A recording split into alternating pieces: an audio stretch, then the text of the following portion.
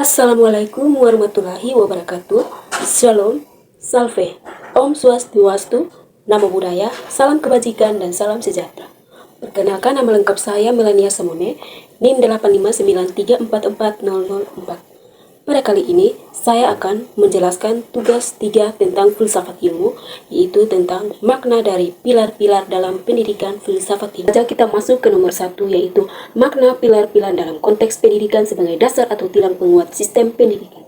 Nah, pilar dalam konteks pendidikan adalah sebagai fondasi utama, sebagai penyopang atau penyangga utama berdirinya pilar yang berdiri tegak dan kokoh yang dapat mengarahkan sistem pendidikan, berdirinya suatu pendidikan yang berinovatif sehingga mampu menghasilkan manusia yang utuh, kompeten, dan berkarakter yang baik seperti yang tercantum dalam 4 pilar pendidikan UNESCO. Ini pilar yang pertama yaitu learning to know atau belajar untuk menguasai. Learning to know ini mengandung makna bahwa belajar tidak hanya berorientasi pada produk atau hasil belajar, tetapi juga harus berorientasi pada proses belajar. Artinya, belajar tidak hanya memperoleh pengetahuan, tetapi menguasai teknik memperoleh pengetahuan tersebut.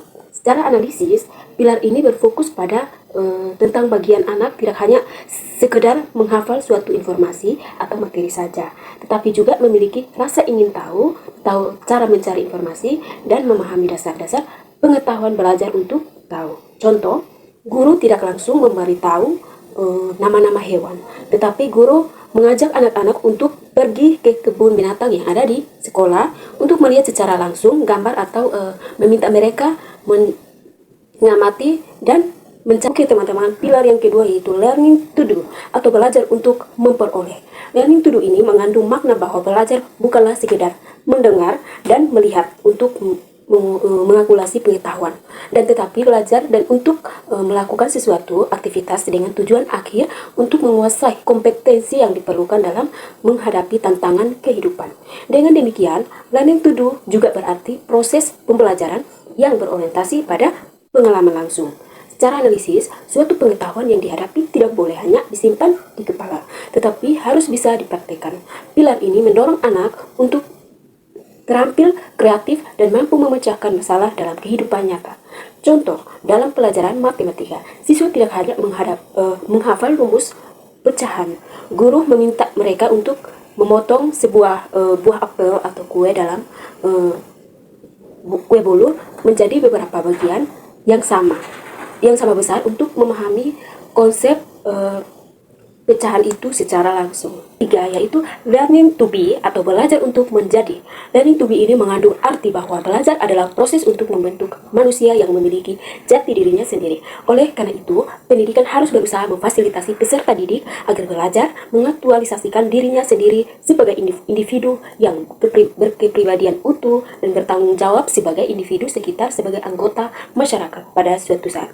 Secara analisis, pendidikan harus membantu anak menemukan jati diri, mengembangkan potensi mandiri, dan memiliki kepribadian yang utuh. Anak diajarkan untuk percaya diri dan bertanggung jawab atas pilihannya.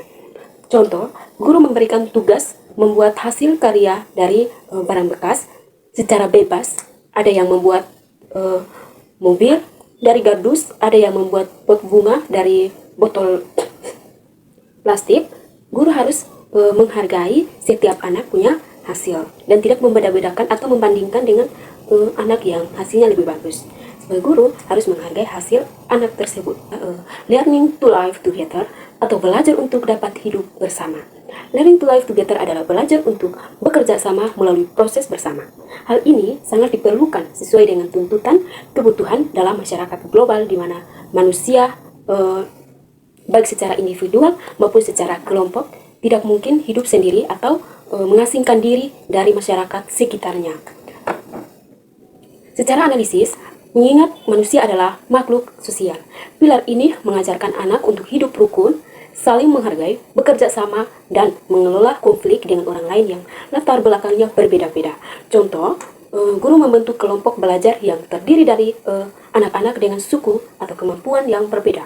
Mereka dilatih untuk bekerja sama, menyelesaikan tugas kelompok tanpa ada yang mengejek. Oke teman-teman, kesimpulannya adalah jika keempat pilar ini digabungkan setelah dasar tidak hanya mencetak anak yang pintar secara akademik atau learning to know dan learning to do, tetapi juga mencetak anak yang memiliki kepribadian mandiri yang kuat atau learning to be, serta memiliki sikap toleransi dan kepedulian sosial yang tinggi atau learning to live together. Untuk yang berikut nomor 2 yaitu prinsip dasar pendidikan menurut Ki Hajar Dewantara, Ingarsa, Song, Tulodo, Imadya Mangunkarso, Tutiuri Handayani. Prinsip dasar pendidikan menurut Ki Hajar Dewantara. Yang pertama itu asas Tutiuri Handayani. Tutiuri Handayani merupakan inti dari sistem Among perguruan. Asas yang dikemukakan oleh Ki Hajar Dewantara ini kemudian dikembangkan oleh Dr. Randus R.M.P. Sarto Kartono dengan menambahkan 2 semboyan lagi yaitu Ingarso Sung, Sung Tulodo, dan Imadya Mangun Karso. Kini ketiga semboyan tersebut telah menyatu menjadi satu kesatuan asas yaitu Ingarso Sung Tulodo jika di depan memberi contoh, Imadya Mangun Karso jika di tengah memberi dukungan dan semangat, Tutiuri Handayani jika di belakang memberi dorongan. Nah, yang pertama, Ingarso Sung Tulodo, jika di depan memberi contoh. Seseorang pendidik atau pemimpin harus memberikan contoh yang baik melalui sikap, perilaku, dan tindakannya dalam kehidupan sehari-hari. Nah, Imadya Mangun Karso, jika di tengah-tengah memberi dukungan dan semangat. Pendidikan harus berada di tengah-tengah muridnya untuk membangun kemauan, ide, prakarsa dan kreativitas agar mereka terus termotivasi untuk belajar dan berkembang. Sedangkan Tutiuri Handayani jika di belakang memberi dorongan. Nah, semangat dari belakang agar peserta didik berani berjalan di depan dan mandiri dalam mengambil keputusan serta tanggung jawab. Yang pertama, Ingarso Sung Tulodo di depan memberi contoh. Artinya, sebagai pendidik atau guru atau orang tua, kita harus memberi contoh yang baik dalam sikap, ucapan, atau tindakan. Nah, secara analisis, anak adalah peniru, sehingga mereka lebih mudah belajar melihat langsung apa yang dilakukan orang dewasa daripada mendengarkan perintah. Contoh, guru membuang sampah pada tempatnya atau datang tepat waktu, sehingga murid terbiasa melakukan hal yang sama tanpa perlu disuruh berulang kali. Yang kedua, Imadya Mangun Karso, di tengah-tengah membangun kemauan. Artinya, saat berada di tengah-tengah murid, pendidik harus bisa membangun semangat yang memicu kreativitas dan menciptakan ide. Contoh, ketika ada diskusi kelompok, guru tidak memberi jawaban. Nah, contoh dari saat berada di tengah-tengah murid, pendidik harus bisa membangun semangat yang memicu kreativitas dan menciptakan ide. Contohnya, ketika ada diskusi kelompok dalam kelas, guru tidak memberikan jawaban langsung kepada murid, melainkan memberikan pertanyaan agar murid bisa berani berpendapat, mengeluarkan pendapat, dan bisa memecahkan masalah bersama. Ketiga itu Tutiuri Handayani di belakang memberi dorongan. Artinya, dari belakang pendidik harus terus memberikan dorongan moral dan semangat agar murid berani belajar maju. Secara analisis, jika murid sudah menunjukkan kemampuan atau kemandirian, tugas pendidik adalah mengawal atau mendukung dan meyakinkan mereka agar tidak takut gagal. Contohnya, guru memberikan pujian dan semangat ketika murid berhasil menyelesaikan tugasnya atau memberikan dukungan moral ketika murid sedang kesulitan belajar agar ia tidak pantang menyerah.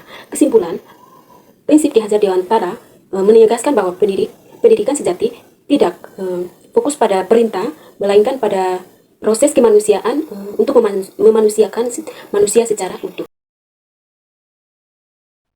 Oke, nomor 3 yaitu penerapan pendidikan berbasis prinsip Ki Hajar Dewantara di era digital seperti pembelajaran learning sangat relevan karena berpusat pada kodrat anak. Tantangan meliputi perubahan karakter peserta didik dan pergeseran. Prinsip yang pertama yaitu prinsip Ki Hajar Dewantara dalam pendidikan. Ki Hajar Dewantara mengenalkan sistem Among, yang berarti mendidik harus berdasarkan cinta kasih tanpa paksaan dan memerdekakan anak. 3 semboyan utama yang sangat relevan adalah Ingarso Sung Tulodo, di depan memberi teladan atau contoh yang baik. Terus Imadya Mangun Karso, di tengah membangun semangat atau kemauan.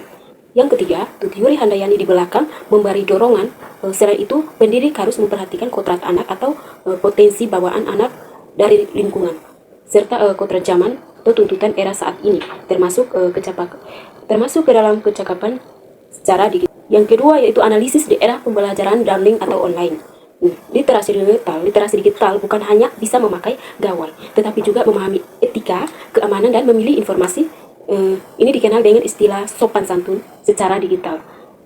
anak-anak rentan terpapar karena negatif atau kecanduan game. Contoh, sebelum memberikan tugas mencari materi dari internet, guru mengajarkan cara mencari informasi yang aman dan melarang siswa mengetik kata kasar di media pencari. Berikut yaitu karakter peserta didik.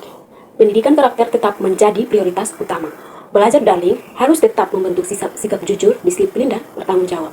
Guru sulit memantau langsung kejujuran siswa saat ujian online atau melihat sikap sopan santun mereka melalui layar. Contoh, guru meminta siswa berdoa sebelum mulai Zoom dan meminta bantuan orang tua melaporkan apakah anak berkata sopan santun selama belajar di rumah. Sebagai peran guru bergeser dari sekedar menyampaikan materi menjadi fasilitator dan motivator. Guru harus menjadi sahabat belajar anak.